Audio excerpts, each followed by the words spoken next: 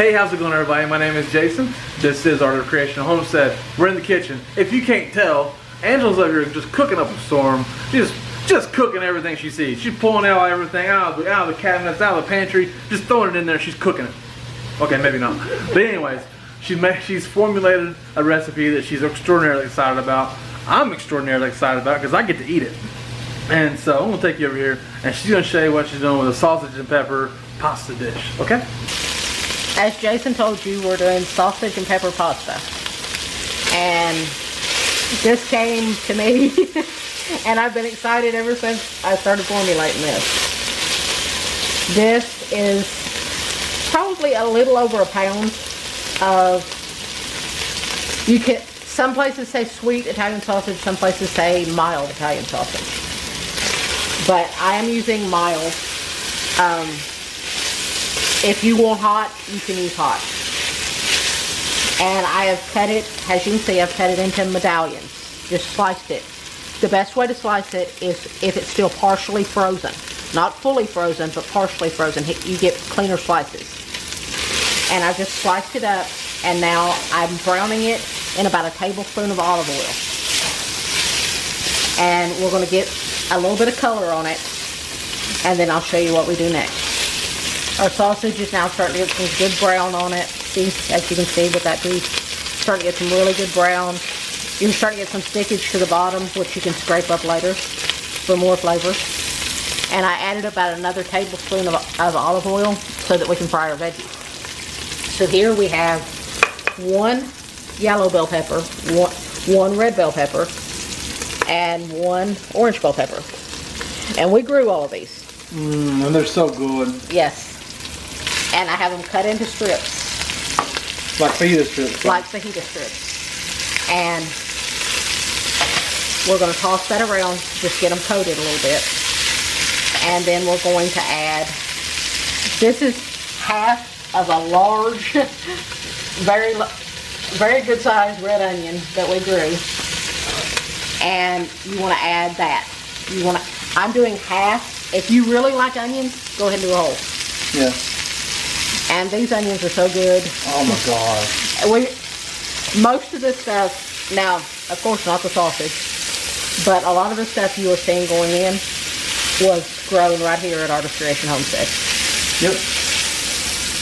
So now you want to let this fry until your peppers and your onions start to get just a little bit tender. And then we'll add in some beautiful garlic. Your peppers and onions are starting to get a little softer, a little more wilty. So now we're going to add 3 cloves of garlic. Now those were very large cloves, so it's up to you how much garlic you like. We love garlic around here. And we grew that garlic. Yep. So this is almost a homegrown meal. In one pot, mind you. Yes. You do all this in one pot. This is a one-pot meal. Hopefully it's a one-pot wonder. Now you want to stir that around. Don't let it burn. No. Burnt garlic is horrible. And I'm doing this over medium heat. And now, when you start to smell it and it starts to smell fragrant, you want to go ahead and add your tomatoes. This is 2 pint jars of home canned tomatoes. You can also use a large 28-ounce can of diced tomatoes, of store-bought diced tomatoes. You'll have to add, the next step, I'm going to add some broth. You'll want to add a little extra broth because you'll need the extra brothiness. Because this, obviously these 2 jars are 32 ounces, not 28. Mm-hmm. So, now, scrape up all that goodness off the bottom yes, of it. you definitely want to scrape up all that goodness because all of that is going to go into everything here. Mm-hmm. And then the pasta is going to cook in this liquid. So it's going to make the pasta taste really good. At this point, you want to add a little bit of seasoning. You want to add a little bit of salt and pepper. Now, I do can my tomatoes with some salt, so you don't have to add a ton. And, of course, this can take some black pepper. Oh, yeah. This can take some black pepper. And now, I'm going to stir all of that in. I'm going to add in See, I have here a cup of chicken stock. I'm only going to add about half of that right now, and we'll see if I need all of it. So I'm only added half. We'll see if I need all of it. See if my pasta needs more when I add my pasta. Now you want to bring this up to a boil, to a nice bubble, and you want to, at that point, you want to let it cook for just about 5 minutes so that the peppers can continue to soften, and then I'll show you what we do next. As you can see, this looks gorgeous. It's beautiful. And it smells amazing. Yeah. I don't know that we'll need the other half cup of broth, but if you are using store-bought canned, you may need a little extra broth. So what we're going to do now, we're going to add a whole box, a 1 pound box of penne pasta. You could use your favorite. Whatever your favorite is, use that. Just like I've said, our favorite is penne because that little tube holds such great flavor inside of there. Now stir your pasta around in there. Now at this point, you will want to add a little more seasoning because that pasta is going to absorb it. So, but don't go crazy with it. Just add a little bit. Just a little couple of pinches. And now give it a good stir. And now I'm going to put the lid on it and let it cook until your pasta is done, which will be about 8 to 10 minutes. Then I'll show you what we do next. Look at that beautifulness. It smells amazing. Oh. You will want to take the lid off frequently and stir because it will want to stick. Yeah. Especially if you're using an enamel cast iron Dutch oven like I am. It will want to stick. I did end up adding about 1/4 of a cup of the remaining broth, so it totaled about 3/4 of a cup of broth.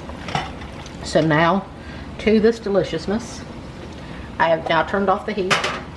I'm going to add about a good 1/4 of a cup of Parmesan cheese, and we're going to stir that in.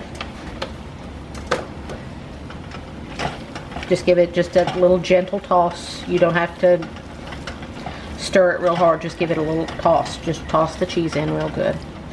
Now, just to gild the lily just a little bit, you can add mozzarella cheese. You could add provolone. I'm adding an Italian blend. Just put a nice little coating. You don't want a ton on there because you don't want to kill these beautiful flavors. Nope. And there you go. It was about a cup. It was about a cup. Now I'm going to put the lid back on it so that the cheese has a chance to melt, and then we'll taste it. Okay, now I've got the pleasure of tasting this glorious dish. I've never tasted it before. I did not even get a chance to taste it for seasoning. She wouldn't let me. Wow.